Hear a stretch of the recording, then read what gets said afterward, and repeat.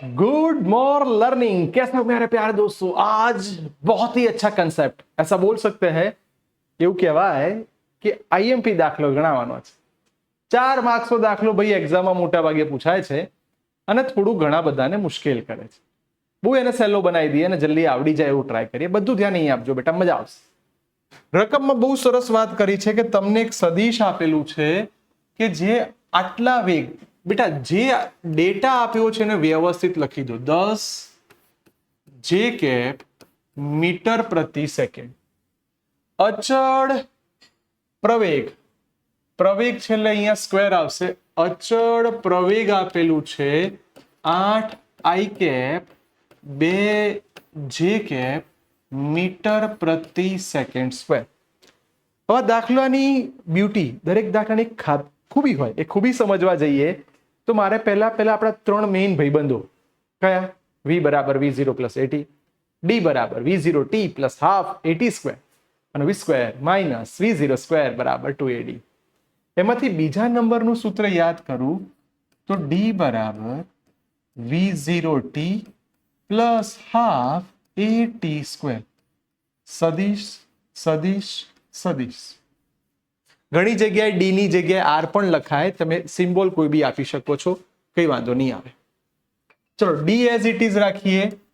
બોલો, પ્રારંભિક વેગ તમને આપી દીધો છે 10 j cap t plus half t square. બોલો બેટા, એની જગ્યાએ 8 આઈ કેપ પ્લસ 2 જે કેપ। યાદ રાખજો બેટા, આ દાખલામાં લોકો કન્ફ્યુઝ એટલે થાય છે કે આના શબ્દોમાં ભૂલ કરે છે। તો સમજીએ છીએ, ડી ને અડવાનું નહીં, આને 10 ટી લખવું અને જે કેપ પાછળ લઈ જવું। ટ્રાય એવું કરીએ છીએ, એકમ સદિશ પાછળ લખીએ અને સ્ટેપ બાય સ્ટેપ જઈએ। અંદર ગુણી કાઢશો તો 8 ભાગ્યા 2 ટી સ્ક્વેર ને બી ગુણી કાઢો, પાછળ લખાશે આઈ કેપ। ચલો 2 2 ઉડી જશે એટલે કે 2 2 લખી દઈએ, ટી સ્ક્વેર ના અંદર લાવી દઈએ જે કે। આપણે શું કરી રહ્યા છીએ? બધા પદને સિસ્ટમેટિક લખી રહ્યા છીએ।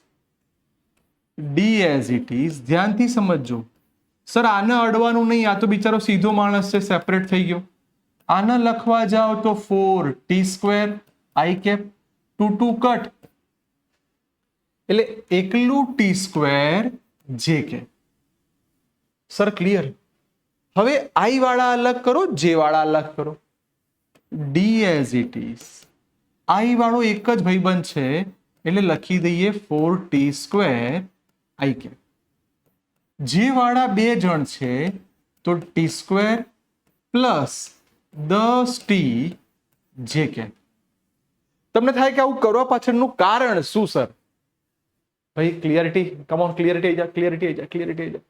હા, આવું કરવા પાછળનું રીઝન શું હતું? કેમ આપણે આ રીતે એને કર્યું? હા, આવી ગઈ ક્લિયરિટી।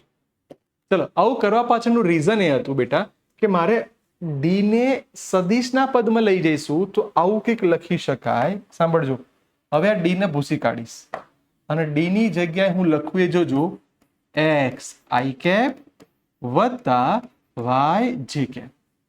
આવું બહુ જ પરફેક્ટલી લખ્યું, કારણ કે હવે હું એના એક્સ ઘટક અને વાય ઘટકને છૂટા પાડીશ। ચલો, બંને ઘટકને છૂટા પાડશો તો આ એક્સ ઘટક, આ જગ્યા રાખવાનો ફાયદો જે હતો કે અહીંયા હું, ચલો બધાને દેખાઈ રહ્યું છે? યસ દેખાય છે। એક્સ ઘટક કેટલો આવ્યો બેટા?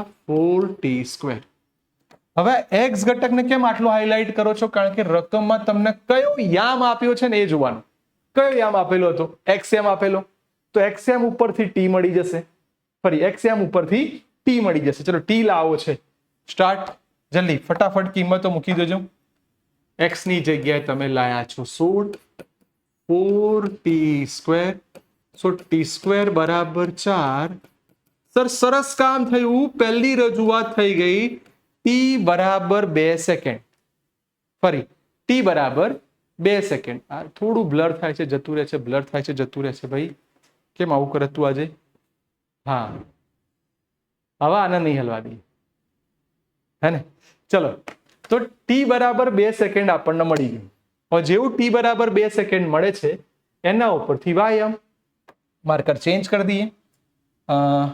મસ્ત કલર લાવી દઈએ આપણે, તમને સેટ ડિફરન્ટ દેખાય. વાયામ એટલે આ વાયામ કહેવાશે. તો ફરી પાછા વાયામને શોધવા માટે ચાલુ થઈ જાઓ. જો વાયામ કેટલો છે? t² plus 10t. ફરી વાયામ જોઈ લો બેટા, t² પ્લસ 10t. કિંમત મૂકી દો, તમારું કામ સરળ થઈ જશે. વાયામ વાયામ વાયામ વાયામ વાયામ વાયામ શોધવાનો છે. t ની વેલ્યુ 2, 2 નો વર્ગ, 10 ગુણ્યા 2, 2 નો વર્ગ 4, 10 દુ 20, તો y બરાબર 24 મીટર. સરસ સરસ કામ થઈ ગયું. જે શોધવાનું હતું એનો એક્સયામ પણ મળી ગયો અને વાયામ પણ મળી ગયો. બે કામ શોધ્યા પછી હવે શું કરાય? તો તમને પૂછ્યું છે કે આ સમયે તેનો વેગ શોધો.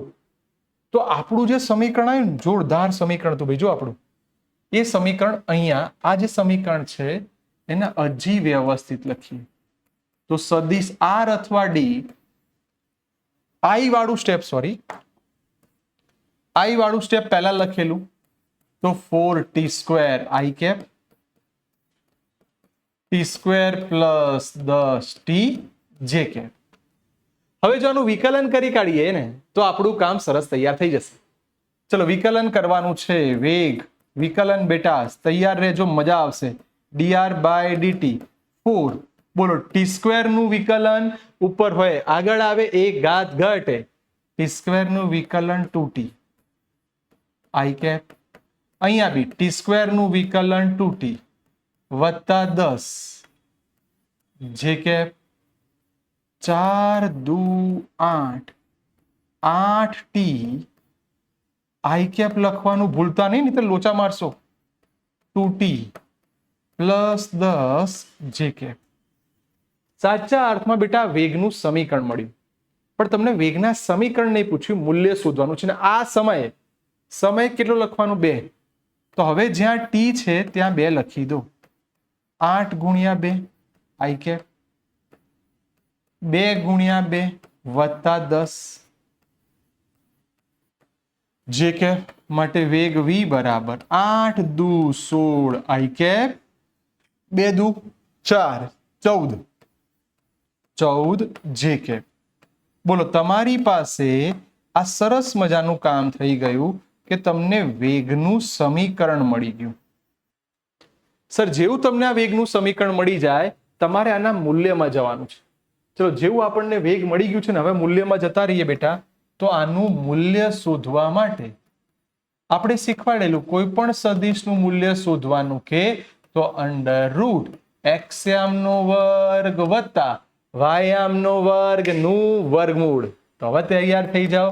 અંડર રૂટ, બોલો એક્સયામનો વર્ગ એટલે 16 નો વર્ગ, વાયામનો વર્ગ એટલે 14 નો વર્ગ.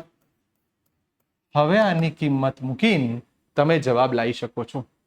દરેકના વર્ગ તમને આવડતા હશે, અને જો કદાચ કોઈને ના આવડતા હોય તો ફટાફટ કેલ્સી થી કરી દો. 256, આનો વર્ગ થશે 256, 14 નો વર્ગ 164. બરોબર ને ભાઈ? 256 ને 164 ફટાફટ જલ્દી, જેની પાસે કેલ્સી છે કરી દો. 164 કે 196? 196 થશે ભાઈ, 196.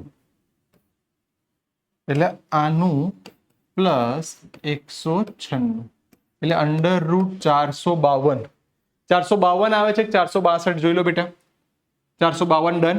યસ. તો તમારે આનું વર્ગમૂળ કાઢી દેશો એટલે 21 પોઈન્ટ સમથિંગ આવશે. બોલો તમારી પાસે 4 માર્ક્સનો દાખલો તૈયાર. આ જેવો દાખલો તમને આવડી જાય ને એટલે આના ઉપરથી આ સ્વાધ્યાયનો દાખલો આપું છું. સર તમે ગણાયો સ્વાધ્યાયનો 18, આ એક ઉદાહરણનો દાખલો છે. સેમ પેટર્ન, i અને y ના ઘટક છૂટા પાડજો ને પછી ગણજો. ડન છે? મસ્ત રીતે ગણજો.